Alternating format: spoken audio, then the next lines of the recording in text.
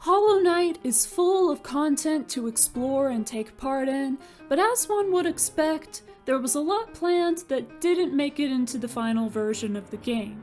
In this video, I won't be discussing every single thing that was cut, but that which I find most interesting and wish had been included the most.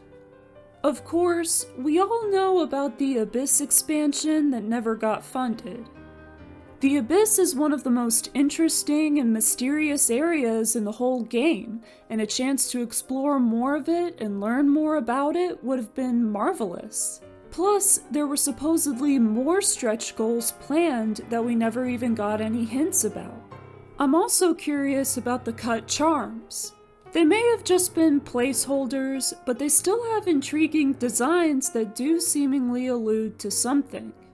Supposedly, one of them would reveal breakable walls, which actually would have been pretty useful, especially for newer players who were hesitant to look up walkthroughs.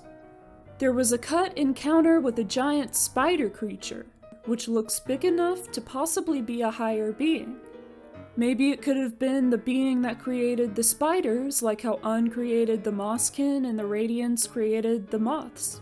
It doesn't seem to be in a position where it could easily be fought or listened to, so maybe it would be like Un in that it just shows up to give the knight something, then leaves.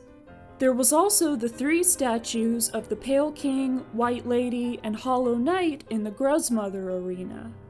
I wish this had been included because it allows us to see what the White Lady looked like when she was just up and walking around rather than bound in her little hut in Queen's Gardens. Plus, it's clever symbolism that the Hollow Knight statue was broken, meanwhile the real Hollow Knight has been broken through by the infection. Then there's the cut dialogue, and there's a lot of it. There's an interesting instance when all 3 of the dreamers would each separately say one of these 3 lines: an empty vessel to bring hope, a strong vessel to bring stagnation, an enlightened vessel to bring an end. It seems like all 3 refer to the knight. The fact that they're alive brings hope, breaking the seals and defeating the Hollow Knight to continue the kingdom's stasis would mean that they were strong, and enlightened meaning that they had discovered their origins and obtained the Void Heart to bring an end to the radiance and the infection. However, the same dreamer who says the 3rd part also says, "What then is this? Only a weak thing. It would harm the vessel, harm the seals. It shall be cast away." That seems to imply that whichever dreamer said it recognized that such an end would be possible, but they didn't believe the knight to be capable at the time.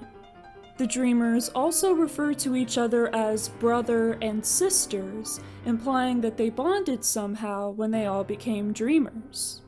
One thing that a lot of experienced players don't even know is that listening to Elderbug once the knight has gotten certain upgrades that unlock new potential areas will make him give hints about where to go next. Elderbug has some cut dialogue where he would specifically say that he'll give hints. That could help out new players a lot for one thing. I don't see why that was cut. Why have him give hints if the player doesn't even have a way to know that he does? The Grey Mourner had special dialogue where she would react to the knight having the King's brand. I can see why they cut this, since her dialogue only relates to her quest and she disappears once her quest is complete. Hera has some dialogue implying that she may have doubted the King's plan for the vessel from the beginning. Little Fool had special dialogue when listening to him after the knight had died in the Colosseum. I guess they may have cut this because having certain characters comment on the knight's death mechanic might have made some things a little confusing. Monomon has a lot of super interesting cut dialogue that shows just how much she knew about Hallownest and what was done to preserve it. She also expands upon her idea that allowing the seals to be broken was the right thing to do and exactly why she believed so. She implies that Hallownest had existed for what she described as a very long time even before the infection came.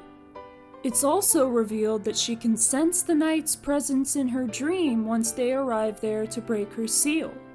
The White Lady has some cut dialogue that she would seemingly say after the knight had gotten the Void Heart. Interestingly, she admits that she knew about the knight being cast out, which probably refers to them being left behind in the abyss, and she acknowledges that she and the Pale King were doing what they thought was right at the time, which is very noble of her. Finally, there is the Hollow Knight and Pure Vessels cut Dreamnail dialogue. I suppose they wanted to remove any Dreamnail interaction with the Hollow Knight other than entering their mind to fight the Radiants. The Knight can only enter the Hollow Knight's mind when they are constrained and Hornet's needle breaks through their shell, but it could still make sense that the Knight could read their thoughts otherwise. What their thoughts say is interesting, and the fact that they even have thoughts proved that they weren't hollow after all.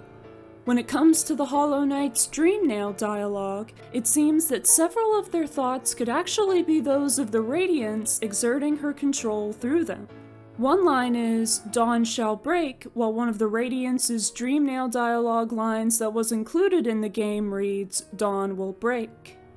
In another line, they say, "Our light," implying that they and the Radiance were sort of fused into a single mind, or that once the Hollow Knight became infected, they regarded the infection's light as theirs in addition to it being hers.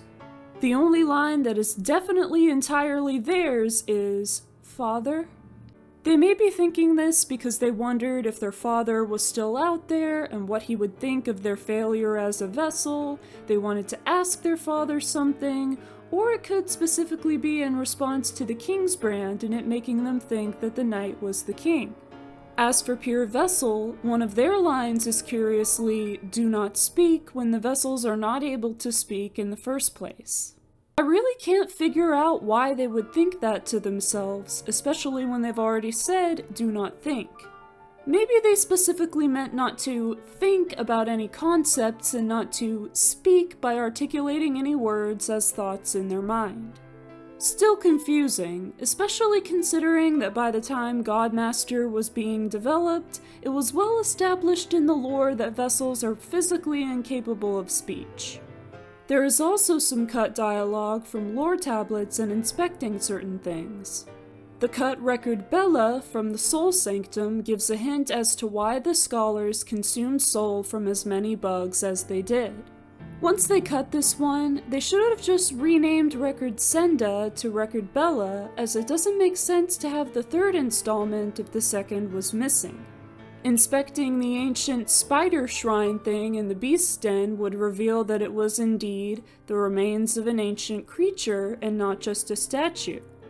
Inspecting the broken vessel's corpse before it was reanimated would supposedly yield the text, "The remains of a wanderer long deceased."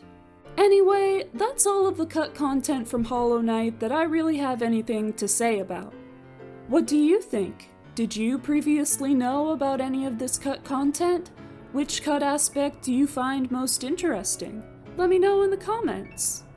Thank you for watching this video. Please give it a like if you learned something, and share it with others so they can too. I hope you have a great day, and I'll see you next time.